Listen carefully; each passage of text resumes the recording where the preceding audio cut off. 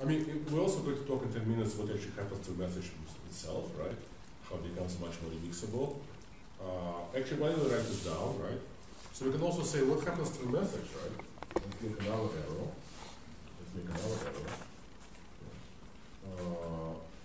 Guys, the moment it's going to be done, I'll upload it to Flickr, so you know. And then if you modify it, well, let's make a Flickr video, right? You can all modify it, and then you can have like this series, right? It's nice. But maybe somebody can make an illustrator, that's really nice. Okay, right. Oh. I think you need a new layer. Is not okay. I guess yeah, because I guess you can say that this is because it's because I using text, right? Okay. Well, sorry. New layer. Well, don't need that. We're going to write evaluations. Lev was great, but he doesn't know Photoshop. So before he comes back, he has to take a Photoshop class. Right? Okay. So I'm going to go like this, right? Like this. Oh, no. I'm going to go here, sorry. I like how I'm going to go for medium. Whoa. Sorry. Backwards. Like I'm going to go from here. So what I should have done, I should have basically put this in overlays. Right? But no, not so smart. Well, you could still do it. I can still do it. Guys, but this is hard enough, so. Okay. But at least what we can do is we can always go like this, right? So like if we have lots more space, we keep going. Okay. So let's think about actually what happens to this kind of message, right? Is there some new properties of the message, right? Or the signal? Yeah. So Roland Barthes talks about press photograph, right?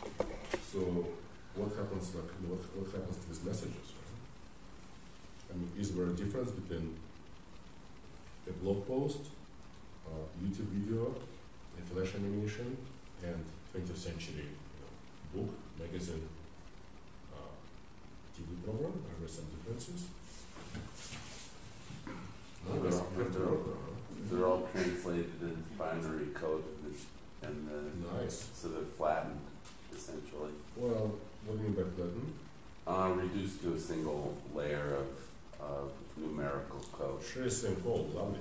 Yeah. Which means you can do different operations, such as, for example, right, you can do laptop performance, and you can use images driven music, or, for example, you can use visualization techniques. I think you can also do multimedia, right?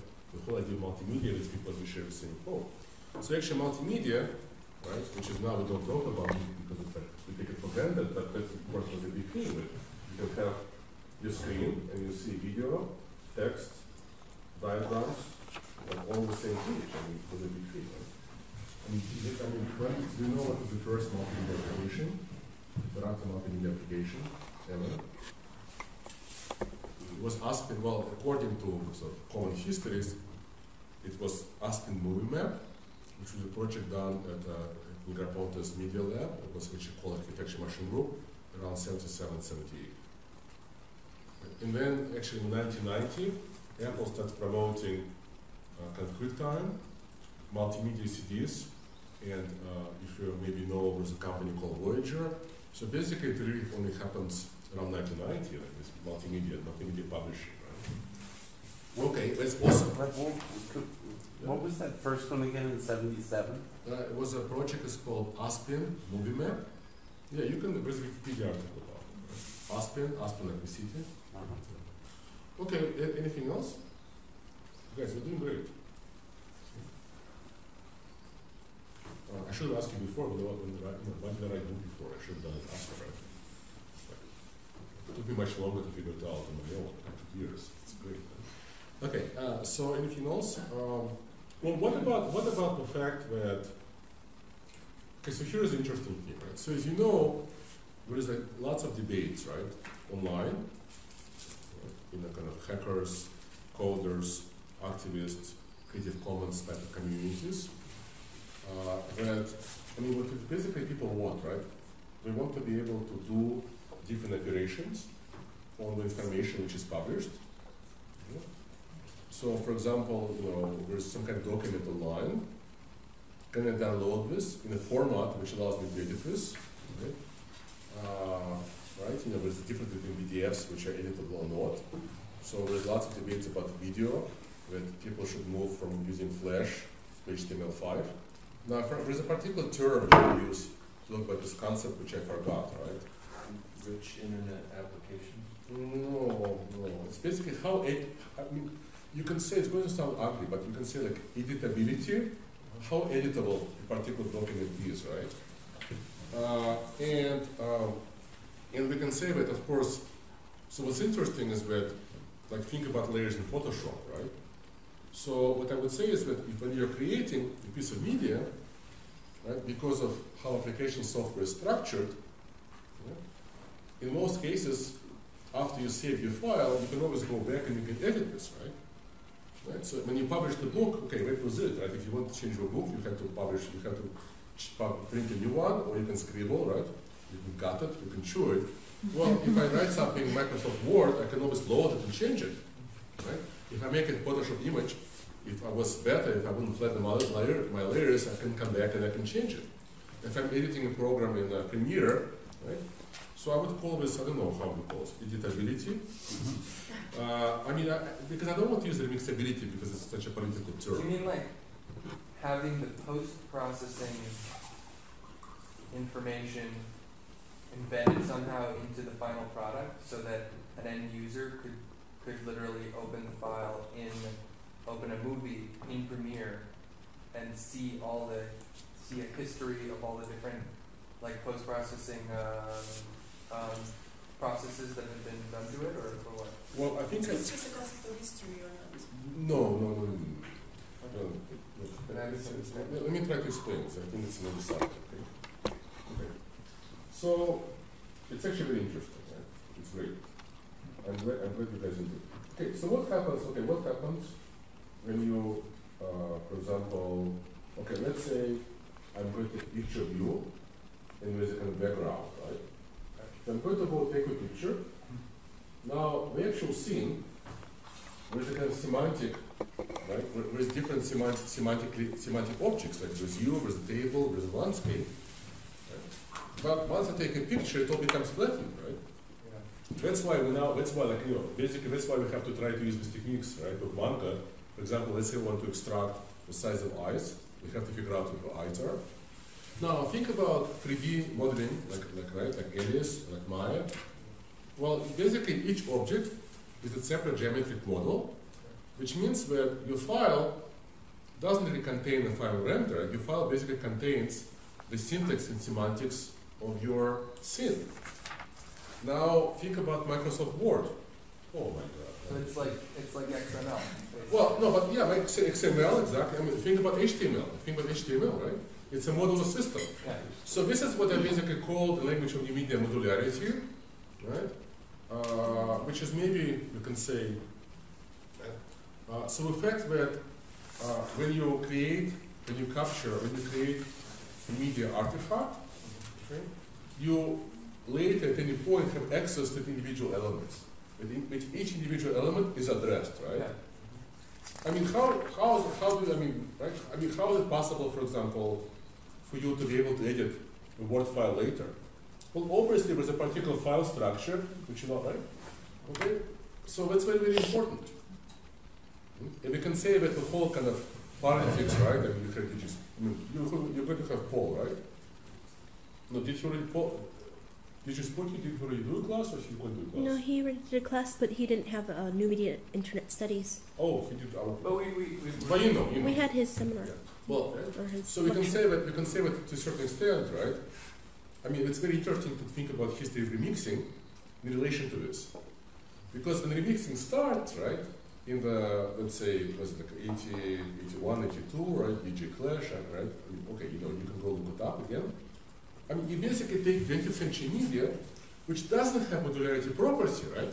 You take record. Okay? Now, you can say record is a little bit modular because you have separate tracks. And what people start doing, you basically very brutally start doing the separations, right? Where you have two turntables, you start scratching it, right? So you basically trying to It's like when Joe Bike in 61, right? 64 has a show. I mean, even just And he can't go inside the television, so he puts magnets around it. So he basically like fuck with it because it's modularity. I mean, even analog collage is sort of a prototype. Absolutely. Absolutely. You know, Yeah. But we can say with Photoshop layers, right? With all these formats which developed in 1990s. That's why to me 1990s, if you look at, there's a history, there's a particular kind of industrial history which nobody of course narrated, and that's actually something which I haven't really investigated this for various reasons. Adobe, Apple, and our Autodesk and other companies, right, came up with formats which allow the user, well, because it's basically we want to make it useful, right? You can go back and you can change your file. And of course you can go back and change somebody else's file if a person gives you a file with this modularity, right? So it's kind of clear, right? I have a maxim that the digital content file is never completed. It's never finished. Even if you add encryptions and so forth, but I mean, this is what the movie companies are discovering. That someone will find that, as time progresses and they're never finished. You can always add color to the black and white. You can always remix. Do that. I have one other point to make. This is sort of maybe more philosophical. I don't even know if it's coherent, but I can't remember the writer that I was reading, but he or she said that we have this illusion that when we see a completed text, that it's one thing. But actually, if you look at any book, it's a process where a writer, a person, came and wrote something on multiple times, in different moods, at different speeds, you can't keep the exact same philosophical mode of thought every time you return to your computer. You're always a little bit different. So one artifact is actually many different layers. Yeah. Well, you of course remember the beautiful Darwin visualization, right? Yeah. But you can say it basically happens, for example, when you write a paper, every time you sit down, you will be different, right? Yeah. Well, that's why it's so painful to edit the books, right? Because you take your articles, you extend them. So now I have this 100,000 word manuscript, and it's all different styles, so I'm trying to unify it, right? I mean, it's so painful. Last year I spent a lot of time in my application to EGS talking specifically about a painting that took 14 years to complete. Yes. It was exhibited in multiple iterations along that timeline. And in order to understand the dimensional aspect of painting today, that is the basis for applying the dimensional to painting or a more traditional form like writing or dance or any other form. Yes, so I'm going to, thank you. I'm going to add one more thing. Well, it's actually, okay, okay, I'm going to take Editability out. Sorry, I was not before. Okay, so there's one more thing. And this is what I call mobility. What I mean by mobility, it's not about the fact that you can get multimedia on your phone. It's about the fact that, and so that's why we basically need to go like into 3D here. I think it's okay, right? So I'll tell you what I have in mind. Maybe some of you read my articles about it. So the idea is that, I mean, let me make an arrow and explain what I mean. Okay. Okay, where's my brush? My friend here. Okay. This has to do with cloud, right? Okay. So think about, for example, 1960, right? Okay, so broadcaster has complete control over this whole system here, right? You send the program, there's no VCR, you look at this, you discuss it with your wife, go to sleep, right? Maybe it's great. Okay, now fast forward to 1985, there's now a VCR, you can record it, right? You can watch it again. You can give a tape to your friend. So I think in the 70s, like there's this practice, which probably none of us remembers because it was before our time, that people would make this mixtapes in England, right? And for example, I grew up in this kind of totalitarian system, right, in the Soviet Union. And the way information circulated is we had, for example, samizdat, right? And also like a friend would give me like some kind of, I don't know, don't laugh, he would give me like ABBA or Beatles, which was like a big thing, and I would listen with my tape recorder and then make a copy and give it to somebody else, right? So because of certain technological developments, and of course all these devices are invented for companies to make copies, right? Let's say by 1970s and 80s, it becomes possible for these broadcast messages, once they get to the individual receiver, they start circulating.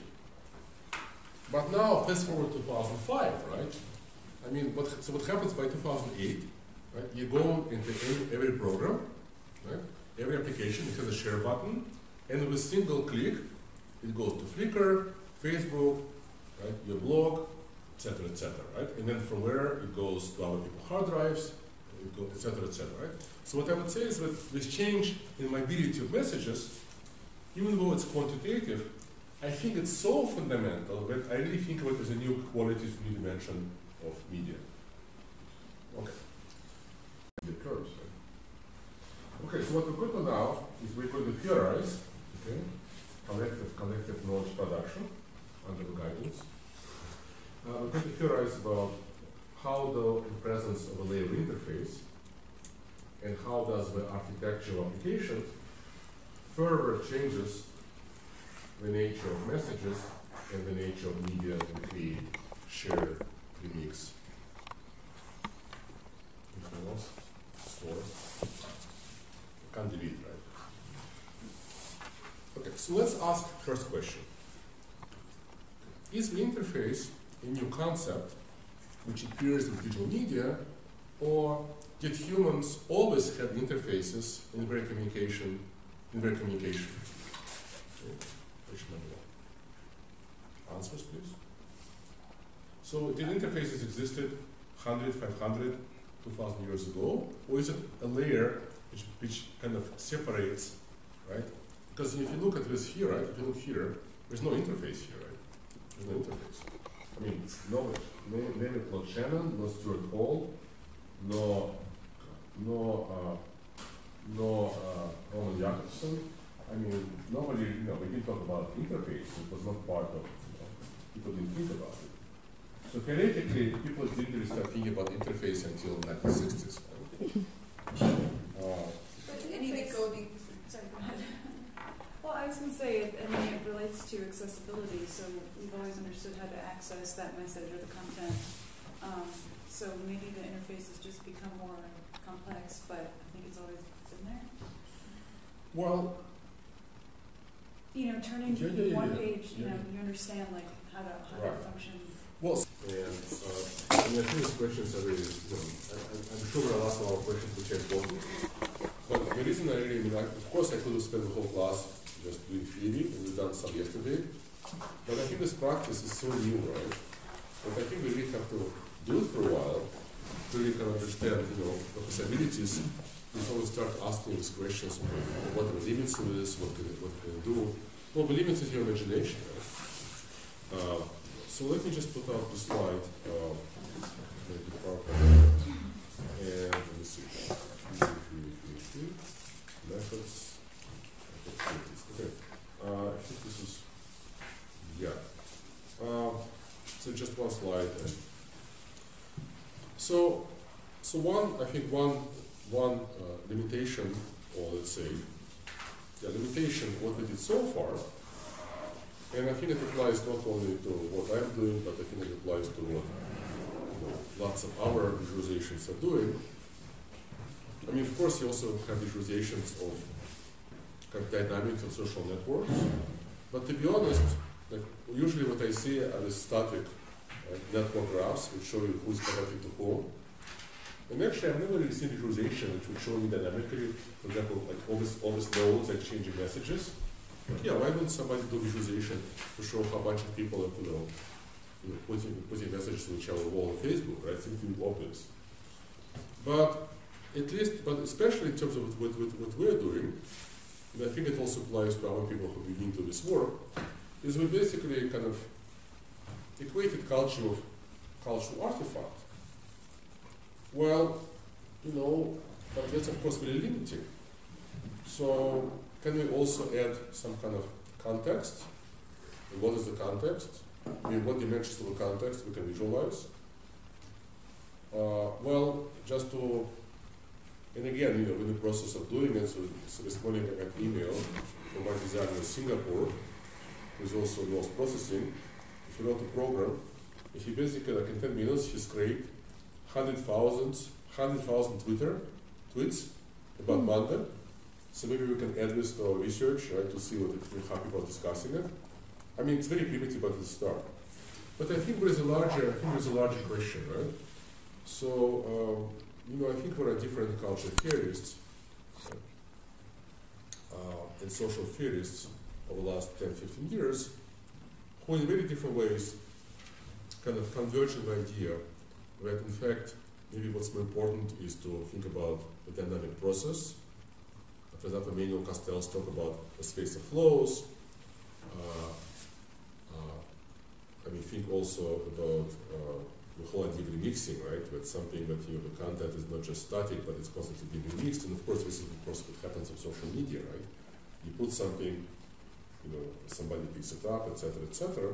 So we can say, well, maybe one of the very gradual changes which is happening now, because of an explosion of social media, because so many people are participating in this, because the tools are so accessible, is that sometimes I have a feeling that the importance, right, of any individual artifact, it's not that it becomes not important, but somehow you can say it doesn't have the same importance, the same grandeur as, right, as, you know, 60 years ago.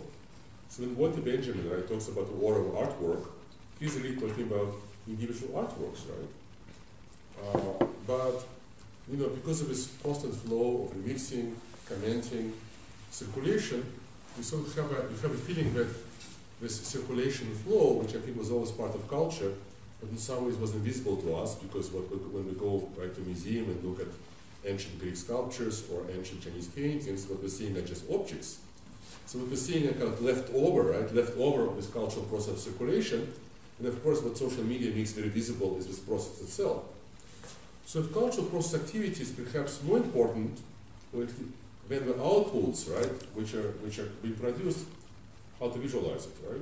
So that's one question. Well, the second question is, I think it's something we already discussed yesterday, but I'm just going to say that even though data mining uses statistics, I think it was an important paradigm shift, right? So statistical paradigm always involved sampling, right?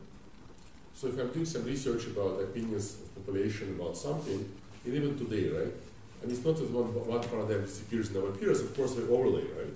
So when you can say new paradigm is overlaying old paradigm, okay, so what you do is you call 3,000 people, you ask them, right, you know, their opinion, you know, about, you know, Democrats versus conservatives, and then you publish newspapers that 51% prefer, you know, Democrats, but the marginal error 3%, right? So you still do it. And this, of course, goes back to Latour, right? So we can say that social science always dealt with very small samples of information just because it's very costly to do surveys, right? Well, as we discussed yesterday, we still can't track 6 billion people. You know, we can't go and ask 6 billion people about every minute what they're thinking about. Although, of course, maybe we're going to look at this, you know, 100 million tweets, in fact, maybe we'll get some idea of a kind of movement of ideas in the manga community. But the point I want to make right now is different, right? So to me, one of the fundamental kind of conceptual shifts from what I call statistical paradigm to kind of data mining paradigm is that we now have technology that in some cases we don't have to sample. We can analyze every single element. Right? And I think, again, the Google search engine or Yahoo search engine, right, or Microsoft or anybody else would be a good example. So as we discussed yesterday, we kind of went through how Google search engine works, right? So it doesn't go and sample particular web pages. It basically goes, right, and analyzes every single web page it can find, and then it puts them all into this index, right, and calculates the importance of every single web page. Now, so that's very interesting. And I think potentially, if you think about it, it's a really kind of radical idea. Right? So radical idea is that, because in cultural criticism, right, we always do this very thin sampling, right? I mean, you maybe take the field of modern art, and depending on how you count professionals and amateurs or not, we're talking about, let's say, probably hundreds of thousands of millions of people. But if you go into any survey of 20th century art, even like this very kind of investigative surveys, you're probably going to find a few hundred artists, right? So what we do, of course, in cultural analysis is we always do very extreme sampling, right? Which is way more extreme than social science. So, I find there is something interesting, right, about the methodology of Google, which says, you know what, we are going to treat every single web page as equally important. Okay, or at least we are going to treat every single web page as potentially important, and then through analysis of link structure, we are going to calculate the importance, right? Because if more links are pointing to a particular page, we'll say it's more important. Well, I don't think we can really do it with, like, for example, paintings or films, right? But I think the idea itself is very interesting, right? Okay, then I think, we talked about the last thing, so I'm not going to go into it. I think this thing is probably also very obvious to you. So we can say that there is a kind of what I call new digital divide between people who are participating on social media networks and constantly leaving traces, right, over imagination, ideas, and potentially you have access to it. And of course, there are people who don't, although it's maybe not necessarily how you imagine, because, for example, in Brazil, all people in favelas are very active on social networks. They're on Facebook, or maybe Orkut, right? But we can say, well, people who do not leave leave digital traces, people who do not leave digital shadows, well, on the one hand, we can say they're going to be invisible because they're going to be, we can say, written out of history. If people start kind of doing history through visualization of data, at the same time, we can also say that it's a good thing, right, because we're outside the circulation of capital products, etc. So I think so it's a kind of double position, right? And you can say what's better, what's worse. It's hard to say. But the last thing which I want to say, and maybe that's maybe the most interesting question for me, is that we can say that when we go from this very extreme sampling, right, whether it is we're going to ask 200 people about their opinions about politics, or we're going to select from all the films made in the 20th century, 1,000 films which are important, and there's nothing wrong, right? There's nothing wrong. But we now have ability to look at the whole field, right? So potentially, yes, I can't really do it practically because I don't have access to it. But if somebody gives me all the films ever created, I can put it right into a supercomputer, and in 1 hour we'll have all the data. Right? So I think we can say that what happens when you think about culture on that scale, and I think that perhaps one thing which happens is that pattern emerges as a new kind of atom of cultural analysis, a new epistemological object. So we can say that humanities have always focused on interpreting the meanings, right, of cultural artifacts and processes.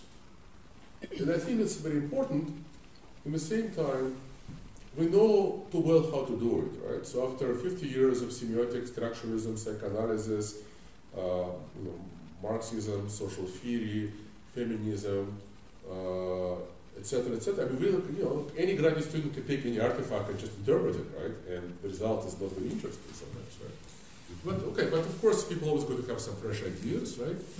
But we can say that we know how to do it very well, right? It's almost became like a machine, right? You go get your textbook, and here's all these methods laid out. But actually, what we don't know how to do it because we never had tools to do it, is to look at the larger patterns, these meanings that these artifacts and these processes form, right? So what happens is that I think we know very well how to analyze individual artifacts, but we actually don't know, we're not able to do to do cultural history or cultural criticism on the kind of high level through empirical analysis, as opposed to just saying, well, I think that the French New Wave was doing this, and I think that social realism was doing that. And it doesn't mean that all our observations were correct, but probably most of them correct, but who knows what else we can discover, right, which we never saw before. But there's something else. So I can say, okay, you know, on Facebook, let me actually get the data, right? Let me get the data, exact data, just to make sure. Just a second, guys. Just actually somewhere is here. Okay, it's not. Just get the data. Yeah. Okay, I mean, you all know that, but it's kind of nice to, it's kind of interesting to look at this, right? So Flickr, July 2007, 600 million images. Half a year later, twice as many. So Facebook, right, 500 million users. 40 million photographs uploaded daily. And basically, as of last fall, 2 billion media items uploaded monthly, 1 billion messages exchanged daily, 20 billion photos on the site. 7 months later, 48 billion photos on the site. Okay. And you know, in some cases, this participation is very massive. So in fact, as you know, Korea is the most kind of cyber, right, cyber-wired, computerized culture in some respects. And you know, we use mostly different, right? Most people use a different social media network called Cyborg. And as of a couple of years ago, 90% of young Koreans were on this network. So that's really interesting. Okay, so let's say I want to look at maybe not Facebook, but I want to look at YouTube, and I want to say something. I want to figure out, are there, what are the patterns across all videos uploaded on YouTube? I mean, right? I mean, some patterns we know, right? So you're going to have lots of these kind of joke videos, and there's going to be some political documentaries, but what else is there? I mean, what are the patterns? Well, you know, I don't know how many videos on the YouTube. Okay, well, but what we know is that as of now, as of May, every minute we upload 24 hours, so it's like a lot of video. Okay, so how would I do that? So what I want to say is that there are kind of, I think, two issues here, right? There are two issues here, actually. Just let me go back to my little slide here. Right? Let me go back to my little slide here. About theory. Okay, here we go, yeah. So on the one hand, you can say that, yes, of course, right? I'm going to look at this with my bare eyes, and I'm going to sample, and I'm sure I'm going to notice some patterns, because my brain is very good at that, but who knows what I'm going to miss. So on one hand, if you actually want to analyze patterns across larger scales, I mean, let's say you want to look at all the projects done by architecture students around the world and figure out what we're doing, and the number of these projects and videos is just so huge, you kind of have to use visualization.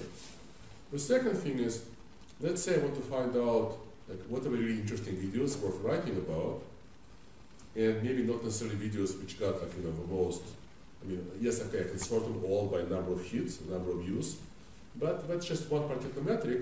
So you can also say that visualization can be used as a way to kind of survey the landscape, right? And then figure out, and then we can say, let's look at the most typical thing, let's look at the most outlier, which is what we're doing with Wanda. But ultimately, what I would say is that there is no way for us to be able to analyze the meaning of every single video on YouTube. Well, you can say, Lev, why would you want to do it? Okay, but let's take 1%, so we're still going to have like a billion videos. I mean, you need to have like a planet of people in humanities to do it. So what I would say is that I think this is, of course, also happens nowadays of culture, where people are using data mining and thinking about the impact of big data. So we can say that I think it is the new scale of culture, which to me suggests that perhaps if before we were very comfortable in thinking about culture on the level of individual artifact, right? As the number of artifacts expands, right, because of digital media, perhaps it becomes more logical for us to always operate on a kind of higher level and maybe thinking about the pattern, right, the pattern across artifacts, or even the pattern inside a particular artifact as a new kind of basic unit of interpretation, right? And finally, I'm going to say that I think the last thing I'm going to say, I mean, we can also talk about this in relation to kind of semiotic theory, semiotic language. And we can say that even though, of course, people have always wrote about patterns, so those of you, for example, who know about art history, maybe recognize that people like Wolfgang, Riegel, and Panofsky did talk about, right, big patterns in history, with shifts from one particular way to represent space in ancient Greece to a different way in Venice, to a different way in Middle Ages, and then back to the new space. I think about Marshall McLuhan, who basically, in a very 19th century fashion, narrates the history of media. It's just in a very simple pattern, right? You have a pre-Gutenberg media consciousness, and then it becomes Gutenberg media universe, and then electronic media with tribal consciousness comes back. So it's basically like the pattern goes like this. But these patterns are so broad, they're so reductive. Right? And now, of course, we can actually analyze and recover much more precise patterns, right?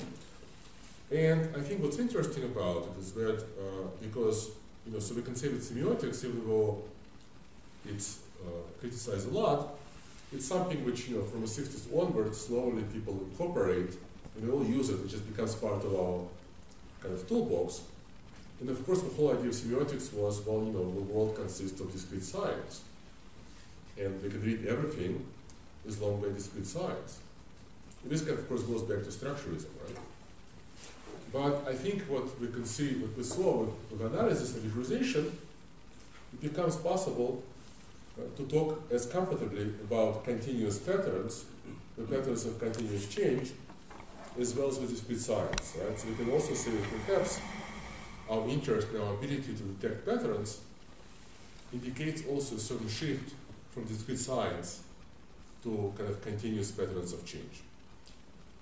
Well, guys, this is just kind of my closing sort of little questions. There is a lot, and I think we should probably spend a little time.